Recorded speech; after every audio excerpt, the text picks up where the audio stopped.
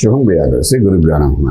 కుంభరాశి వారికి నవంబర్ 15వ తారీఖు నుండి 30వ తారీఖు వరకు ఏ విధంగా ఉందన్న విషయాలు మనం ఇప్పుడు విశేషం తెలుసుకోవడం ప్రయత్నం చేద్దాం. కుంభరాశిలో శనీశ్వరుడు యొక్క ప్రభావం కనిపిస్తుంది. ద్వితీయంలో కుటుంబ స్థానంలో రాహు యొక్క ప్రభావం, చతుర్థంలో గురుడు, షష్ఠ స్థానంలో కుజుడు, అష్టంలో కేతు, రాజ్యంలో రవి ప్లస్ బుధుడి యొక్క ప్రభావం, లాభంలో శుక్రుడు కనిపిస్తున్నాడు. కొంచెం ఊరట, కొంచెం ఒత్తిడి, కొంచెం మానసిక ఒత్తిడి, కొంచెం ఉద్యోగంలో కొన్ని ఇబ్బందులు. మనం ఎంత చేసినా ఉద్యోగంలో మనం నీచంగా చూడడం, మన గ్రేడ్ ఇవ్వకపోవడము, ర్యాంక్ ఇవ్వకపోవడము, పాయింట్స్ తగ్గించడం, ఐటీ వాళ్ళకైతేనో ఎంత కష్టపడినా ఫలితం రాకపోవడము, ఇటువంటి ఒక ప్రెషర్ అనేది ఈ ఆర్థికంగా చూసుకునే వ్యవహారంలో కనబడుతుంది. ఇది ఒక టెంపరీ ఇష్యూ అనుకోండి. ఎందుకంటే ఒకటి రాశిలో శనీశ్వరుడు కూర్చున్నాడు, వాడు అక్కడ ఉండకుండా అక్కడ 10వ భావంలో ఉన్న రవిని చూస్తున్నాడు. వాడు రవికి శనికి పడదు, అక్కడ బుధుని కూడా చూస్తున్నాడు అనుకోండి. ఎప్పుడు వాడు అక్కడ నుండి 10వ భావాల మీద రవిని చూసి కొంతవరకు రవిని ఉత్తేజపరుస్తూ ఒక బర్నింగ్ ఇష్యూస్ తీసుకొస్తాడు మీ ఉద్యోగరీత్యా ఉద్యోగం చేసే ప్రదేశంలో. ఇక్కడ ఇచ్చాడు కదా ఇంకో ఉద్యోగం వెళ్ళిపోవడం ప్రయత్నం చేయకండి. ఎక్కడికి వెళ్ళినా ఉద్యోగం అక్కడ రవి ఉన్నంతకాలం అదొక సమస్య.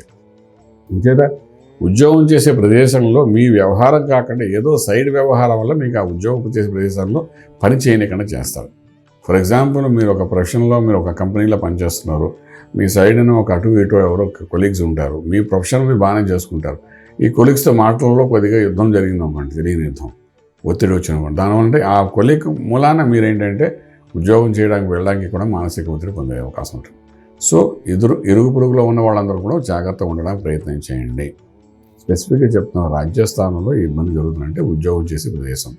అలాగే వ్యాపారస్తులు ఉన్నా అంటే వ్యాపారం ఉంది, వ్యాపార స్థలంకి వెళ్ళేది చేసుకున్నామా వచ్చామా అన్నట్టు ఉండాలి. అక్కడ ఒక అసిస్టెంట్స్తో కానీ అక్కడ సబార్డినేట్స్తో కానీ మాట్లాడేటప్పుడు సరిగ్గా మాట్లాడకపోతే వాళ్ళు బర్న్ అయ్యి వాళ్ళనే మాట్లాడడం మీ మానసిక ఒత్తిడే పొందే అవకాశం ఉంటుంది. నుంచి జాగ్రత్త పడండి. అదొకటి హెచ్చరికగా చెప్పగలుగుతున్నాను.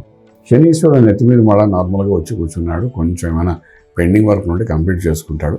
నా ఉద్దేశం ఏంటంటే ఏదైనా మీకు బాగా మానసిక ఒత్తిడి ఇవ్వాలంటే అది ఇంకా ఇప్పుడు ఇచ్చేసి ఇంక వెళ్ళిపోతుంటాడు. ఇంకా ఆల్మోస్ట్ కుంభం నుండి మీనంలోకి వెళ్ళిపోతాడు. ఇంకా వెళ్ళిపోతూ ట్రాన్సిట్లో ఉన్నాడు కాబట్టి ఇంకా చిన్నవి ఉంటే అవి చూసుకునే అవకాశం ఉంది. కాబట్టి కొంచెం జాగ్రత్త ఉండడం చాలా అవసరం పడుతుంది. అలాగే ఇంపోర్ట్ ఎక్స్పోర్ట్ వ్యాపారాలు ఏవైతే ఉన్నాయో అవి న్యూట్రల్గానే ఉంటాయి. శుభవార్తలు వింటారు, శుభకార్యంలో పాల్గొంటారు, అవమానం కూడా పడతారు. ఈ 3 జరుగుతాయి, అందులో ఏమాత్రం సందేహం లేదు. భూమి పూజ, శంకుస్థాపన ఇలాంటి వాటికి అయ్యే ఖర్చులు మీరు పెడతారు. ఇల్లు కొనుక్కోవడానికి మీరు ఖర్చు పెట్టడానికి ఇనిషియల్ అమౌంట్ మీరు ఇస్తారు, ఇచ్చి ఖర్చు పెడతారు. ఈ రకమైన ఖర్చులు అయితే మీకు బాగానే కనిపిస్తున్నాయి.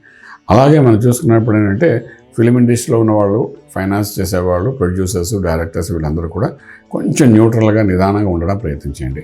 దెబ్బ తగలాలి అన్నప్పుడు ఎక్కడో చోట దెబ్బ తగులుతుంది. ఉదాహరణకు అనుకోండి, ఒక 80 ఏళ్ళ వాడు ఉన్నాడు అనుకోండి, ఆరోగ్యం మీద చెప్పుకొస్తుంది. 40 ఏళ్ళ వాళ్ళు ఉన్నాడు అక్కడ ఉద్యోగంలో దెబ్బ కొడుతుంది. చిన్నపిల్లలు అనుకోండి, 20-25 ఏళ్ళు అనుకోండి, పరిగెడుతూ బండి మీద పడిపోయి ఎక్కడో దెబ్బ తగలాలిగా తగులుతుంది. దిగు భాగంలో దెబ్బలు అయితే తగులుతాయి ఖచ్చితంగా. ఇది కుజుడు అంత ఈజీగా వదలడు, అష్టమ భావంతో చూస్తున్నాడే వదలడు. సో డెఫినెట్గా ఈ కాంబినేషన్స్ ఎలాగున్నాయంటే ఏదో రకంగా మనం ఏ నిర్ణయం తీసుకుని అందులో ఒక మిస్టేకో ఒక మానసిక ఒత్తిడి తీసుకొచ్చేటట్టుగా ఉంది. కాబట్టి కొంచెం ఆచితూచి వ్యవహరించండి. అలాగని మీ న్యూట్రల్గా కాము ఉండాలని ప్రయత్నం చేస్తే కాము ఉన్న దాంట్లో కూడా ఈ యొక్క దోషాన్ని తీసుకొస్తారు. జాగ్రత్త పడడం చాలా అవసరం పడుతుంది. ఓకే, దీనికి మంత్రమే శరణ్యం అనుకున్నప్పుడు అంటే ఇక్కడ మంత్రంతో పాటు అభిషేకం కూడా వీలైతే ఒక శనివారం తైలాభిషేకం చేయడానికి ప్రయత్నించండి శనీశ్వరుడికి. అలాగే మనకేంటి మంత్రం దగ్గరప్పుడు శివునికి అభిషేకం, శివ పంచాక్షి మహామంత్రం చదువుకోండి, శివునికి అభిషేకం చేయడం ప్రయత్నించండి. ఇంట్లో శివలింగం ఉంటే అభిషేకించండి, లేకపోతే గుడికి వెళ్ళి ఇన్ని వారాలను కాకుండా అభిషేకం వల్ల మీ పేరు గోత్రం చేసుకుని ఆ తీర్థం తీసుకొని ప్రయత్నించండి. ఎందుకంటే ఆయుష్ కూడా ఇక్కడ ఇబ్బంది పెట్టే అవకాశం ఉంటుంది. మనం తెలియకుండా మనం చిన్న ఇబ్బంది కదా అని ఒకసారి దానికి అటెండ్ అవుతాం. దానికి అనుసంధానంగా ఒక 4-5 ఇబ్బందులు వచ్చేస్తాయి ఆరోగ్య విషయంలో.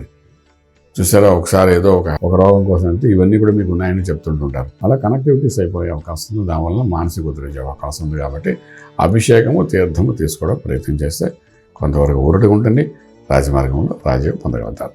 శుభం వ్యాధి. పూర్తి వివరాలకు సంప్రదించండి శ్రీ వేదమాత గాయత్రి జ్యోతిష్యాలయం, బ్రహ్మశ్రీ మంతా సూర్యనారాయణ శర్మ గారు, Srinilayam, first floor, 101, Sai Vaibhav layout, Chitrapuri colony పక్కన, కాజాగూడ, హైదరాబాద్ 500008.